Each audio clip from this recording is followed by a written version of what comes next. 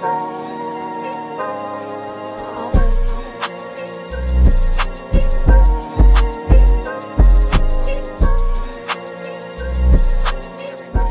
back to KickzTV. Today we're back with a new video, and it is the top 5 shoes that I've passed up on so far in 2020.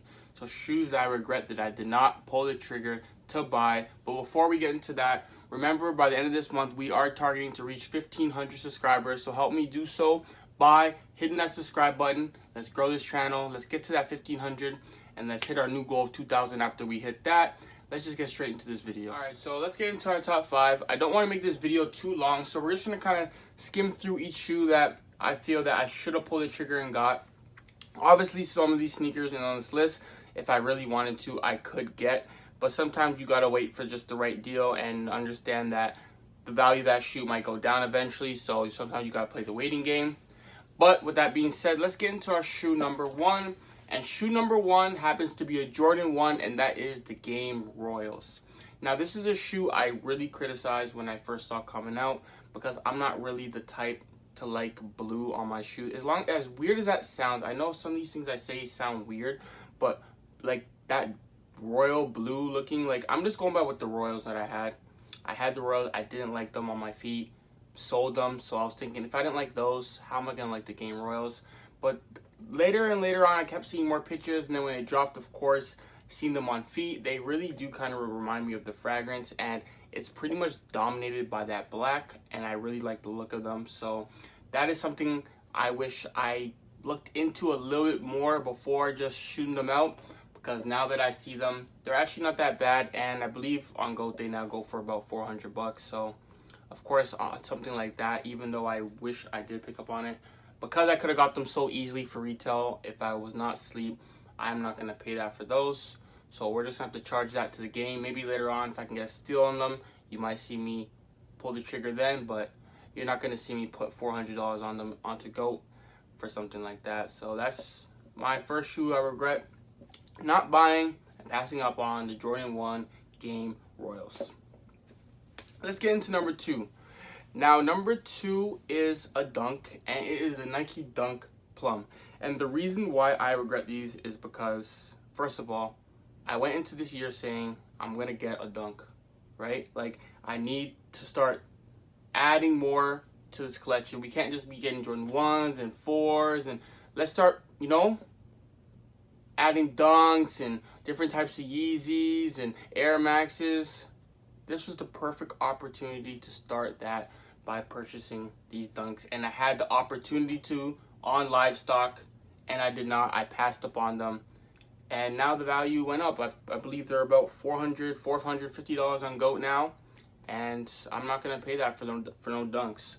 And the best thing about these dunks, it's like a different colorway that like sticks out, man. Like, oh, like it hurts. It really hurts knowing that I could have got those for retail, and I just let them. Like, I even should have got them to sell, but like, I'm a type of person, if I don't have the intentions to, like, I don't know, like, I'm just not a type of person to buy one pair of shoe and try to sell that one shoe. Like, if I can get a bunch for less, like for wholesale, and then sell, then I will. But I'm not going to buy one shoe and just sell that one shoe. Like, I don't know, like, if I wanted it and later on I'm not wearing it, yeah, then I could sell it. But for buying something with intentions of selling it and going through that whole process for one shoe, sometimes it's just, to me, not worth it, which is why I just let them go. I didn't really think the resale was going to jump to what it is now, $455. That's pretty high for a dunk, but it is what it is. I'm definitely going to hop on the dunk game this year, for sure. Matter of fact, I think I'm going to get the ones dropping July 1st. So make sure you can check out my video that's going to be coming up on July releases so you can see which dunk I'm talking about. But that's about it on that one. Let's get into shoe number 3. Shoe number 3, I spoke about this shoe before, and I told you guys I was going to get it. And it is the all-black Nike Fear of God that came out. The real reason, to be honest, I didn't get these was because of the price point. It was, I believe, $450 Canadian on Sneakers app. Yeah, I'm pretty sure. And I just didn't see myself paying that for something like that. Something that I don't really like. Like, I'm not really a Fear of God person. They're kind of high. They remind me of boots. But going back to me saying I want to add more, like, different type of shoes in my collection, you know what I mean? So I have more options. Like sometimes you just don't feel like wearing Jordans, or you don't feel like wearing, you know what I mean, Air Forces. You want to wear something a little different. That's when it feels good to have an option like a Fear of God. And that was the reason why I had them on my list to cop for that month, but I just couldn't get myself to do it at that price point. And now that the value of them has really died, like when they first dropped on GOAT, they were $1,000 Canadian, and now they're down to $650, which is still pretty pricey. But if I really wanted them, I would say I would pull the trigger on that right there, because you never know what's gonna happen from then.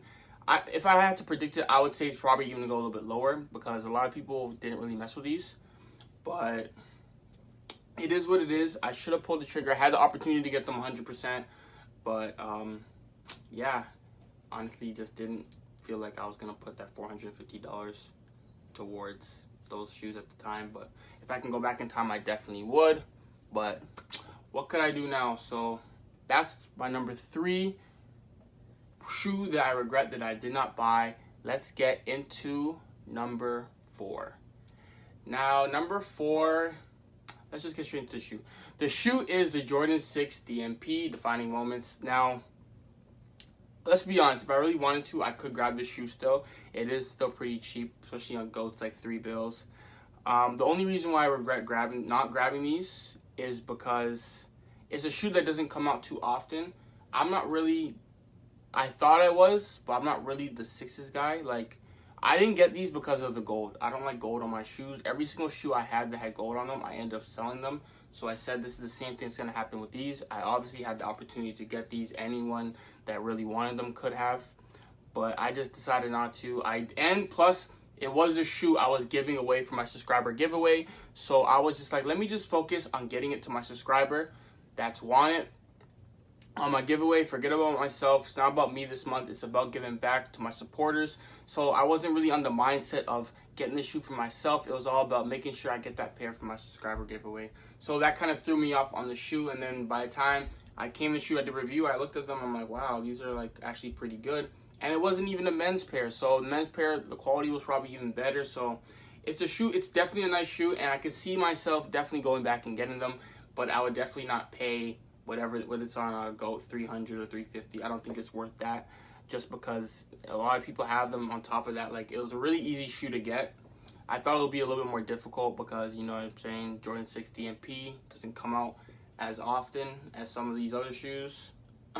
Easy, but but yeah, I think, yeah, I could see myself going back and getting those, but it would have to be for a good steal. So let's now go into the last shoe I want to talk about, and it is a shoe that if you follow me on Instagram, you could tell I want these really bad, but I have to hold off for now, and it is the Jordan 1 UNC to Chicago's. Now, the reason why I didn't go for these right away, it's going to sound stupid, was because it's a women's release. Like, I usually stay away from women's releases. I don't know why. I just cancel them out. I just pretend they're not even coming out. But this one is a little bit different. It's a 1, and it's beautiful, and it reminds me of the top 3s. And yeah, like, honestly, I actually like them a little bit more than the top 3s. That's the scary part, man. Like, oh, just thinking about it, like, I'm just thinking, I might pull the trigger after this video just thinking about this shoe. Right now, they're 400 Canadian. I seen an offer for 450. One of my good friends showed me, but I just can't see myself pulling the trigger for 450 on this. Because when I think of 450 for those, it's just like, I might as well put $100 and $200 extra and just get something crazy at that point, right? Like, it's a dope shoe, but there's a lot better for that price point. So that's what makes me decide I'm pulling the trigger on some of these shoes that I do. Like, if a shoe's $500, I say I'm $100 away from getting this. Maybe I should just invest into that because it's a lot better. Whereas some people may just pull the trigger right away and realize later on that maybe I shouldn't have paid that for this shoe. I've learned my lesson the hard way, so that's why I don't do any of that. But who knows, with this one, it's looking like the value of that shoe is just there. Like, everywhere I turn, it's over 400. So I think I'm gonna have to just, if I really want the shoe, I'm gonna have to pay the price point. It's gonna be up to me at that point. Who knows, like, maybe later on I might find a steal, I might attack it, but I just think the longer I wait, the more chance I have of just not getting the shoe. So I think eventually I'm gonna have to pay the price point. But this for sure was like on this list. This is for sure the most shoe like I regret I did not go after. Like this is number one.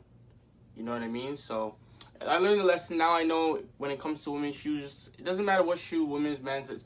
Just take the time to see if I really like the shoe, so I don't have these regrets later on, because it does hurt when you pass upon a shoe that you just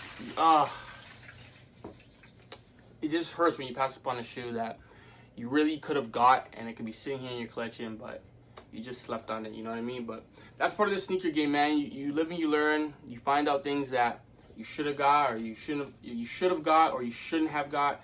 So, you know, that's just part of the game. So that's my list right there. Top 5 shoes that I wish I did not pass on so far in 2020. Maybe at the end of the year, I'll do a full year round. Of course, I wouldn't include these 5. Hopefully, I have a couple of them by then. And that's about it, man. Like I said, we're trying to hit 1,500 subscribers. So make sure you hit that subscribe button. If you enjoyed today's video, make sure you hit it with a like, comment, all that good stuff. I'm KickzTV, and we out. If you made it this far, you better hit that like button.